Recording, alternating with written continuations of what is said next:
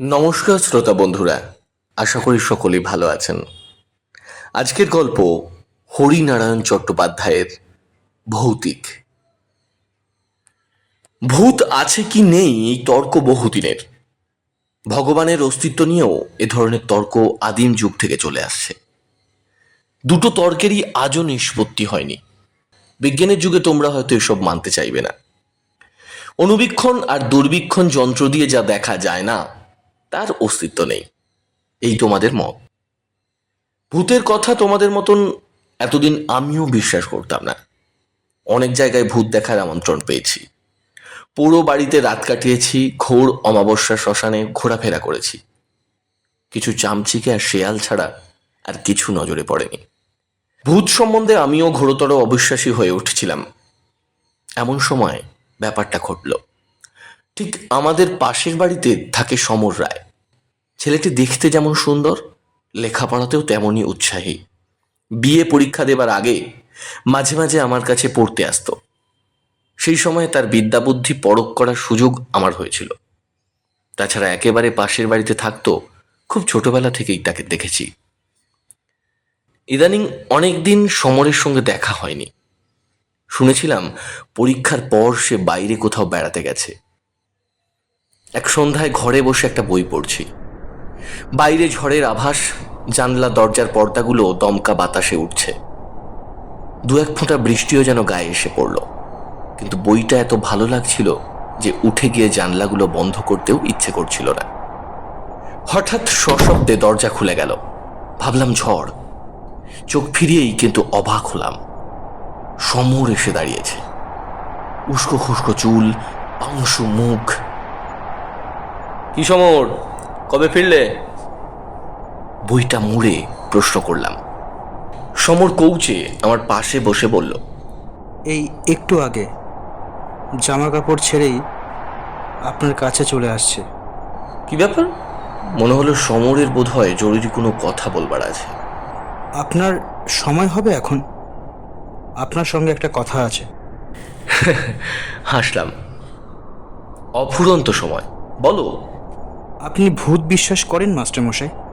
এই প্রশ্ন হাজারবার হাজার জায়গায় শুনেছি। সোজাসুজি উত্তর না দিয়ে বললাম, কি বলতে চাইছো বলো। মৃত্যুর পর মানুষ শেষ হয়ে যায় না মাস্টারমশাই। ভূত বলুন, আত্মা বলুন, তারা আছে। মাঝে মাঝে তারা দেখাও দেয়। বুঝলাম কোনো কারণে সমর খুব উত্তেজিত হয়েছে।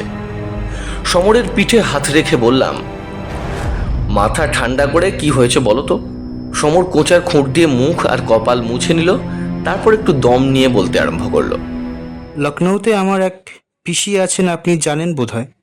হ্যাঁ, তোমার কাছেই শুনেছি। তিনি কোনো এক স্কুলের শিক্ষিকা, তাই না? সমর ঘাড় নাড়ল। আপনি শুনলে হাসবেন।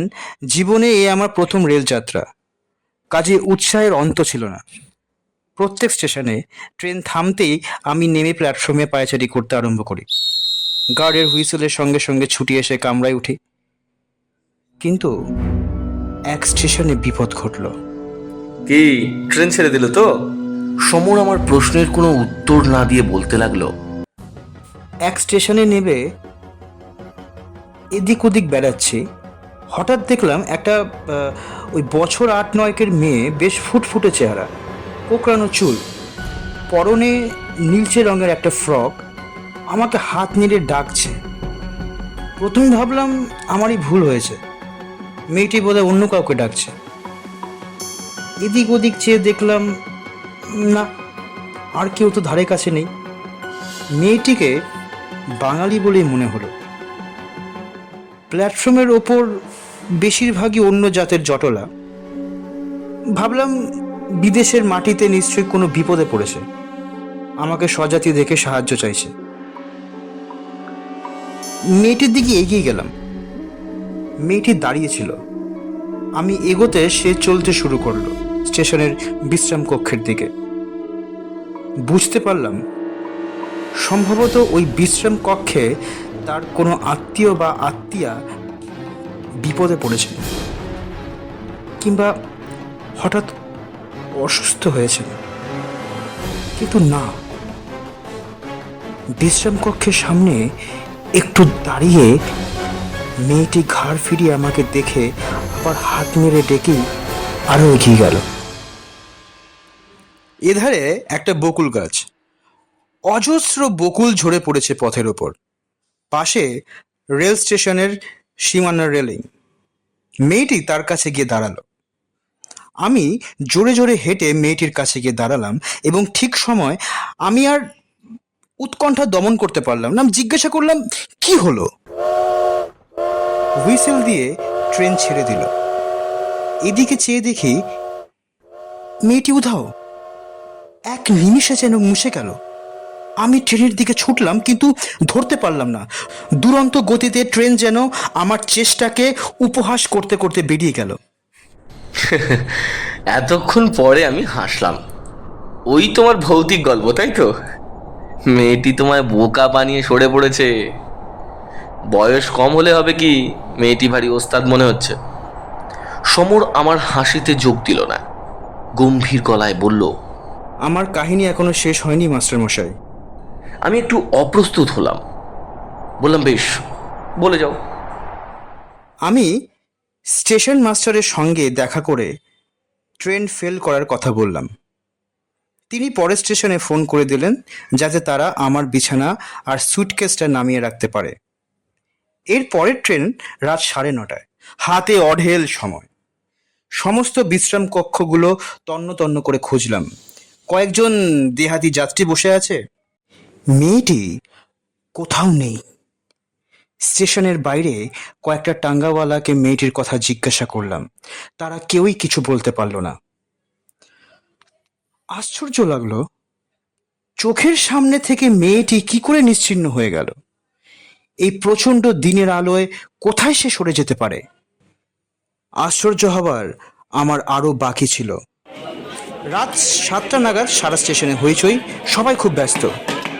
গিয়ে খবর নিয়ে চমকে উঠলাম, দেরাদুন এক্সপ্রেসের সঙ্গে এক মালগাড়ির ভীষণ ধাক্কা লেগেছে। অনেক লোক আহত হয়েছে, মারা গেছে বেশ কয়েকজন। আপাতত সব গাড়ি বন্ধ। দু একটা রিলিফ ট্রেন সাহায্য নিয়ে ছোটাছুটি করছে। স্টেশন মাস্টারের কামরায় খুব ভিড়। অনেকেই আত্মীয় স্বজনের খবর নেবার জন্য ব্যাকুল। ভিড় কমতে খবর পেলাম দেরাদুন এক্সপ্রেসের সামনে 4খানা বগি একেবারে চূর্ণ বিচূর্ণ হয়ে গেছে। সামনের 3 নম্বরের বগিতে আমার থাকার কথা। সেই মুহূর্তে নতুন করে আবার মেয়েটির কথা মনে এলো। মেয়েটি যদি হাতছানি দিয়ে আমাকে না ডেকে না নিয়ে যেত, তাহলে আমার কি অবস্থা হতো ভেবে শিউরে উঠলাম। সেই রাত্রেই 2টো টেলিগ্রাম করলাম, একটা কলকাতার বাড়িতে আর একটা লখনৌতে পিসির কাছে। লিখে দিলাম যে ভাগ্যক্রমে দুর্ঘটনার হাত থেকে আমি বেঁচে গেছি। পথে এক স্টেশনে আমি নেমে পড়েছিলাম। লাইন ঠিক হতেই দিন দুয়েক লাগলো। তারপর লখনৌ রওনা হলাম পিসিকে খবর দিয়ে। সারা রাত মেয়েটির কথা ভাবলাম। বিধাতার আশীর্বাদের মতন মেয়েটি যেন আমার প্রাণ রক্ষা করতে এসেছিল। কিন্তু কাজ শেষ করে মেয়েটি কোথায় মিলিয়ে গেল। পরের দিন 11টা নাগাদ লখনৌ পৌঁছালাম। স্টেশনে পিসি এসেছিলেন। খুব ছেলেবেলায় তাকে দেখেছিলাম, তবু চিনতে অসুবিধা হলো না। পিসির চেহারা প্রায় একই রকম আছে। প্রণাম করতেই বুকে জড়িয়ে ধরলেন, বললেন, খবরের কাগজে ট্রেনের দুর্ঘটনার খবর পড়ে আমার যা মনের অবস্থা হয়েছিল, কেবল মনে হচ্ছিল এর জন্য বোধহয় আমি দায়ী। আমি তোকে বারবার আসতে লিখেছিলাম, তারপর তোর টেলিগ্রাম পেয়ে ধরে প্রাণ এলো। কি ব্যাপারটা বলতো? সব ব্যাপারটা বললে পিসি হয়তো বিশ্বাসই করতেন না, বিশেষ করে তিনি যখন স্কুলে বিজ্ঞান পড়ান। কাজেই মেয়েটির ব্যাপারটা বেমালুম চেপে গিয়ে বললাম, ওই চা খেতে একটা স্টেশনে নামতে ট্রেন ছেড়ে দিল পিসি, ছুটে গিয়েও ট্রেন ধরতে পারলাম না।